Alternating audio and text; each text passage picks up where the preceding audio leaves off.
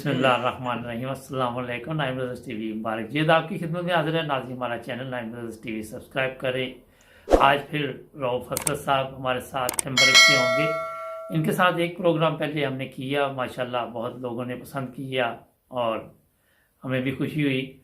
तो आज तहफ़्फ़ुज़ ख़त्म नबूवत पे बात की जाएगी। इन्होंने माशाल्लाह ज़बरदस्त तैयारी की है। तो मैंने कहा हमारे नाज़रीन को भी पता चले। सोशल मीडिया पे बेशुमार लोग प्रोग्राम करते हैं, लेकिन उसकी वजह पता नहीं क्या कि किसी को समझ नहीं आती। लेकिन आज आसान तरीके के साथ आपको समझाने की कोशिश की जाएगी। चलते हैं जर्मनी हैम्बर्ग। अस्सलाम वालेकुम हसरत साहब। अस्सलाम वालेकुम। वालेकुम सलाम। हसरत साहब कैसे हैं सर? आपका प्रोग्राम मैंने कहा बहुत पसंद किया, जो पहले मेरे साथ आपने किया था ना। जज़ाकल्लाह जी, अल्लाह ताला सबको जज़ा दे। आमीन। अच्छा, आज मैंने कहा तहफ़्फ़ुज़ ख़त्म नबूवत पे कोई बात की जाए, आसान लफ्ज़ों में हमारे नाज़रीन को कुछ बताएं इस बारे में। जी, अकीदा ख़त्म नबूवत या तफ़्ज़े ख़त्म नबूवत जो है, ये दरअसल हमारी पाकिस्तानी कौम को हमारे उलमा ने अंधेरे में रखा हुआ है। ख़त्म नबूवत का नाम इस्तेमाल करके अपने मकासद इस्तेमाल करते हैं। इसके बारे में मैं कुछ बातें अर्ज करता हूँ। जी प्लीज़। मुसलमान बदकिस्मती से इस वक्त बहुत सारे फ़िरक़ों में तकसीम हो चुके हैं, जी जी लेकिन बड़े फ़िरके तीन हैं: सुन्नी, वहाबी और शिया। जी जी इनके उलमा ये कहते हैं कि हर किस्म की नबूवत हमेशा के लिए ख़त्म हो चुकी है। जी जी किसी भी किस्म का कोई भी नबी नहीं आ सकता ही नहीं।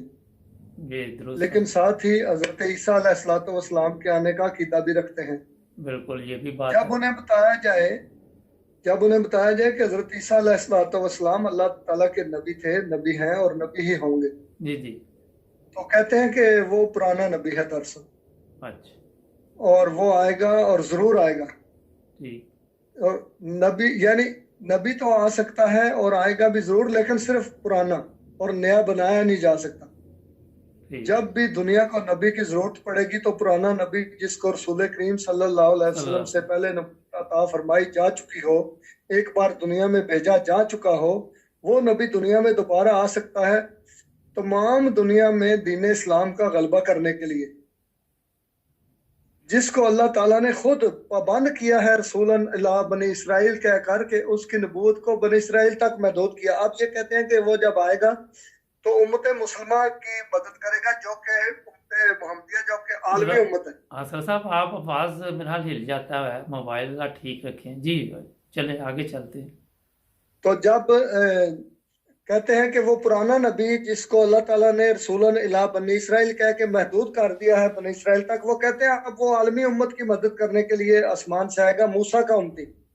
जी तो अगर वो इस उम्मत में आके दखल अंदाजी करे तो उसकी पहली नबूवत जिसको अल्लाह ताला ने महदूद करार दिया है, उसको आलमी नबूवत में तब्दील करना पड़ेगा, यानी नई नबूवत देनी पड़ेगी। जी। तो उसके बगैर वो उम्मत मोहम्मदिया में दखल नहीं दे सकता। तो इस लिहाज से साबित हुआ कि ये जो हमारी जमात अहमदिया के मुखालिफिन हैं उलमा, ये हजरत मोहम्मद मुस्तफ़ा सल्लल्लाहु सल्लल्लाहु अलैहि अलैहि वसल्लम वसल्लम। को किसी तरह भी आखिरी नबी नहीं मानते। ये आखिरी नबी हजरत ईसा अलैहि सलाम को मानते हैं कि उनकी नबूवत को आलमी बनाया जाएगा, नई नबूवत दी जाएगी, तब वो उम्मत मोहम्मदिया में दखल दे सकते जी जी हैं। दूसरा ये कि ये जो है ना उलमा, ये कहते हैं कि हजरत ईसा अलैहिस्सलाम ने आना है, लेकिन एक तरफ कहते हैं कि हर किस्म की नबूवत खत्म हो गई है, तो इनके अपने अकीदे में तजाद है। अच्छा, दूसरा ये कहते हैं कि खत्म नबूवत का हम तहफ़्फ़ुज़ कर रहे हैं।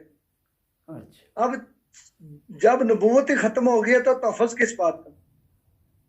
अगर आपके गोदाम में 1000 बोरियां पड़ी हो चीनी की और आप तहफ़्फ़ुज़ करें, तो ये मानने वाली बात है कि भाई चीनी चोरी ना हो जाए, तहफ़्फ़ुज़ करेंगे। जी लेकिन जी। अगर चीनी खत्म हो जाए तो फिर उसका तहफ़्फ़ुज़ करना, कोई पूछेगा क्या कर रहे हो, मैं जी तहफ़्फ़ुज़ कर रहा हूँ चीनी का। किधर है चीनी? चीनी तो खत्म हो गई है पर मैं तहफ़्फ़ुज़ कर रहा हूँ। बड़ी तो ज़बरदस्त बात है। ये बिल्कुल नामाकूल बात है। अच्छा, पूछो कि क्यों तहफ़्फ़ुज़ कर रहे हो? कहते हैं इसलिए कि डाका ना पड़ जाए। अच्छा। खत्म नबूवत का तहफ़्फ़ुज़ ये करते हैं, कहते हैं डाका ना पड़ जाए। तो जब एक चीज खत्म होगी उसके ऊपर डाका कैसे पड़ सकता है जी? जी जी। जब हो ही खत्म किया डाका, फिर कहते हैं नहीं नहीं नहीं डाका पड़ गया।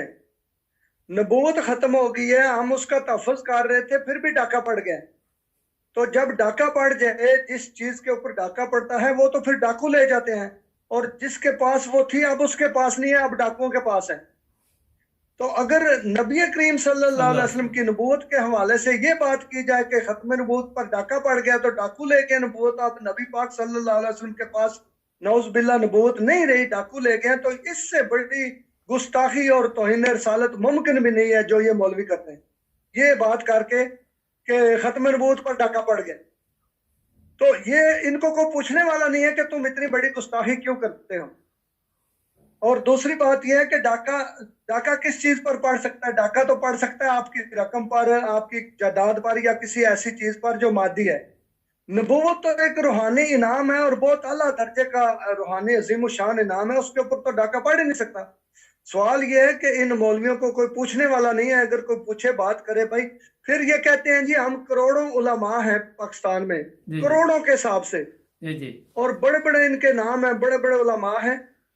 कहते हैं इस्लाम जो है सिर्फ पाकिस्तान में है क्योंकि हम पाकिस्तान में खत्म नबूवत का तहफ़्फ़ुज़ करते हैं और खत्म नबूवत का खतरा है। कोई पूछे भाई किस तरफ से खतरा है हमें बताओ, हम अपनी आर्मी वहां पर भेज देते हैं या कोई और इंतजाम करते हैं ताकि उस खतरे का मुकाबला किया जा सके या खतरे को रोका जा सके। जी तो कोई पूछता नहीं है, जज्बात में आ जाते हैं उठ के अल्लाह अल्लाह करके, और माशरे की इस्लाह करने की बजाय सिर्फ एक बत्ती के पीछे लगाया हुआ है जी खत्म नबूवत को खतरा है, हमने तहफ़्फ़ुज़ करना है, लेकिन जो दीन की तालीम है वो नहीं सिखा रहे। ये बदकिस्मती वाली बात। जी। अच्छा असर साहब, दीन की तालीम की बात आपने की, अगर जी किसी को दीन की तालीम का खुद इल्म नहीं होगा तो वो सिखाएगा कैसे, ज़रा ये भी बताएं हमें। देखें जी, इनके इल्म की हालत यह है कि इन्होंने इस्लामाबाद में धरना दिया था जब आसिया बीबी को जजेस ने रिहा किया था, सुप्रीम कोर्ट ने। जी सुप्रीम कोर्ट ऑफ पाकिस्तान ने जब केस का जायजा लिया तो उस बेचारी को रिहा किया, 6 बच्चों की वालदा थी, तो इन्होंने इस्लामाबाद में धरना दे दिया। इस्लामाबाद में धरने में बहुत बड़ा इनका मौलवी पीर मोहम्मद अफजल कादरी वो कह रहे हैं कि सहाबा जो हैं वो रसूल करीम सल्लल्लाहु अलैहि वसल्लम का पेशाब और खून पीकर शिफा हासिल करते थे, और बाकी उलमा कह रहे हैं सुबहान अल्लाह, हक है। फिर उसने एक वाकया सुनाया, इनके इल्म की मैं आपको हालत बताऊं, और कौम कहती है सुबहान अल्लाह, कोई पूछता नहीं कि मौलाना साहब ये क्या कर रहे हो। कहता है जी रसूल करीम सल्लल्लाहु अलैहि वसल्लम कज़ाए हाजत के लिए बाहर दूर जंगल में तशरीफ ले जा रहे थे और पीछे पीछे हजरत जाबर के। नबी पाक ने फरमाया जाबर वो जो 2 दरख्त लगे हुए हैं उनको पकड़ के इधर ले आओ, वो ले आए। नबी पाक ने कज़ाए हाजत फरमाई, हजरत जाबर दौड़े उसको खाने के लिए, अस्तगफुरुल्लाह। और सुनने वाले कह रहे हैं सुभान अल्लाह सुभान। यार कोई पूछता नहीं कि नबी करीम सल्लल्लाहु अलैहि वसल्लम की जिंदगी के जो वाकयात हैं एक से एक बढ़कर इस कदर हसीन और शानदार और दिलरुबा और सबका मौज वाकयात हैं कि इंसान की जिंदगी खत्म हो जाए और वो वाकयात और खत्म नहीं होते, एक से एक बढ़ के अल्लाह। और ये और क्या बता रहे हैं? और जी जी मैंने कहा इस्लाम ने बताया कि सफाई निसफ ईमान है ना। नहीं, सफाई निस्फ़ ईमान है, लेकिन ये जो उलमा की तालीमी जो हालत है इल्म की, जी वो देखें कि ये कौम को क्या तालीम दे रहे हैं और क्या मैसेज दे रहे हैं, और कौम कह रही है सुभान अल्लाह। कोई पूछने वाला नहीं है, इसलिए ये हालत हो गई है। इनके पास अगर दीन का इल्म होता, कुरान करीम की तालीम ये जानते और तालीम देते, तो आज कौम की हालत बहुत बेहतर होनी थी जो आजकल है इसके मुकाबले में। अच्छा, ये चीज़ें जो कहानियाँ पाकिस्तान में झूठ सुनाई जाती हैं ये अरब ममालिक में नहीं है, मैंने पता किया है, मगर यहाँ पे आपकी बात दुरुस्त है, कोई सवाल नहीं करता, जो सवाल करे उसको ये कहना शुरू कर देते हैं ये अहमदी है, ये कादियानी है ना। जी ये भी एक बड़ा मसला देखें है। जी, 70 साल हुए हैं ना पाकिस्तान, 73 साल बने हुए, जी 73 साल से ये खत्म नबूवत का तहफ़्फ़ुज़ कर रहे हैं। कर कर के तहफ़्फ़ुज़ इन्होंने कोई कसर नहीं छोड़ी, किसी दुनिया के मुल्क ने इतना खत्म नबूवत का तहफ़्फ़ुज़ नहीं किया। और तहफ़्फ़ुज़ कर करके आज ये कौम दुनिया की इतनी मुत्तकी और नेक और पाक हो चुकी है कि कोई एक भी काम रिश्वत के बगैर नहीं होता। ये बात दुरुस्त है, और एक और काम भी नहीं इस्लाम के मुताबिक। एक भी काम देखें, ऐसे ऐसे वाकयात हुए हैं कि इंसान लरस जाता है। कुत्ते का गोश्त बेचा गया और खाया गया, औरतों को गधे कब्रों का से गोश्त, निकाल कर जना किया जाता है जनाब। कब्रों से मुर्दा खवातीन की लाशें निकाल के उनके साथ जना किया गया, छोटे छोटे बच्चों के साथ मसाजिद के अंदर जो बदफेलियां करते हैं उलमा, आए दिन अखबारात के मुंह काले हुए हैं। बिल्कुल तो ऐसे। कौन सा इन्होंने माशरा पैदा की? इनका देखें दीनी फरीजा था उलमा का कि ये कुरान करीम की तालीम देते। बिल्कुल हजरत मोहम्मद मुस्तफ़ा सल्लल्लाहु सल्लल्लाहु अलैहि वसल्लम की सुन्नत के वाकयात बताकर इस कौम को बताते कि देखो किस नबी का कलमा पढ़ते हो और जी हरकतें क्या कर रहे हो। जी जी और ये जो हालत हुई है इस वक्त मुल्क की, ये 1 2 या 4 सालों में नहीं हुई, नहीं 73 साल लगे हैं यहाँ तक पहुंचने तक कि एक भी काम इस वक्त आप देखें दूध में किस वो केमिकल मिला मैं के कहता जी, बाल साहब पाउडर एक मिला चीज भी नहीं, मैं छोटी सी बात बता दूं मेरे एक पास। भी, हाँ जी, जी जी, मेरा कोई सवाल भी नहीं जो सिर्फ इस्लामी पाकिस्तानी हो लोगों या से ये है जो इतना ये बातें करते कि मुझे एक काम बता दे जो इस्लाम के मुताबिक हो रहा हो, बाकी छोड़ दे। जो बिल्कुल तो कोई भी कुछ भी नहीं है। हाँ जी, तो आपने बड़े अच्छे तरीके से ये इनसे सवालात किए हैं। ये आपको एक और बताऊं हसरत साहब के जितने मीडिया चैनल हैं वो ठीक बात नहीं बताते ना, वो खुद जी, डरते हैं इन उलमा से ना, तो वो अफसोस। खुद फ्रीक बन जाते हैं जी जी। जी बिल्कुल ऐसे ही आपने बड़े अच्छे तरीके से ये बताया। और कोई पैगाम मुख्तसर, टाइम खत्म हसरत साहब। कौम के लिए देखें जी, जिन तक ये हमारी आवाज पहुंचे उनको पूछना चाहिए उलमा से कि भाई सही तालीम दो, बताओ कहाँ से खतरा है हमें, जी जी किस तरफ से इस्लाम को खतरा है। अगर इतने करोड़ उलमा है हमारे मुल्क में तो इस्लाम को खतरा फिर भी है तो क्यों है? क्यों है। तो आपकी गलती है, क्यों आपने सही तालीम नहीं दी इस्लाम की। जी जी ये बिल्कुल और दुरुस्त खतरा है फरमाया। तो कहाँ से खतरा है हमें बताओ, हम उसका मुकाबला करते हैं। मैं बताता हूँ इनको फिर कहाँ से दूसरा मैं खतरा आपको है एक इनकी। एक बात जी बताऊं जी कि जी जो जी हमारा है ना मुस्लिम टीवी अहमदिया इंटरनेशनल, जी जी यहाँ पर हमेशा कुरान करीम की तालीम दी जाती है दुरुस्त फरमाया आपने। और नबी पाक सल्लल्लाहु अलैहि वसल्लम सल्लल्लाहु की अलैहि वसल्लम। सीरत के वाकयात बताए जाते हैं। सीरत रसूल पर बेशक जलसे कोई होते हैं, शक नहीं। सीरतुल नबी के जलसे होते हैं। इन सारी चीजों को उन्होंने बंद किया हुआ है कि कौम को अंधेरे में रखा हुआ है जानबूझ के। अच्छा, आपकी ये सब बातों का मेरे पास एक जवाब है। ये जनाब इनकी दुकानदारी, ये हसरत साहब अगर ये जी अवाम को सीधे रास्ते पर ले आए तो ये खाएंगे कहाँ से? अब ये भी मसला है। बिल्कुल, अपनी इन्होंने दीन दीन फरोशी करके रोटियां कमा रहे हैं जी बिल्कुल ऐसे ही है। तो और ये ये जानते हैं कि जब सही तालीम देंगे तो इनकी रोटियां बंद हो जाएंगी। बिल्कुल सही बात। हाँ जी, तो ये आप लोगों को किसी ना किसी तरह गुमराह करते हैं।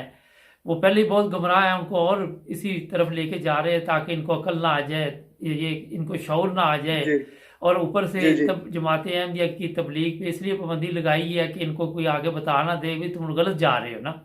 लेकिन आज सोशल मीडिया का रोशनी दौर है, हर बंदा अपना जी किरदार अदा कर रहा है, हर जगह पे बताया जा रहा है। और जो समझदार लोग हैं उनको पता है कौन सा रास्ता ठीक है, जो बेवकूफ़ है वो फिर गालियां निकालनी शुरू कर देते हैं। असरत साहब आपका बहुत शुक्रिया, आपने नाइम रोज़र्स थैंक यू टीवी को टाइम दिया। इंशाल्लाह आपसे फिर भी प्रोग्राम होते रहेंगे।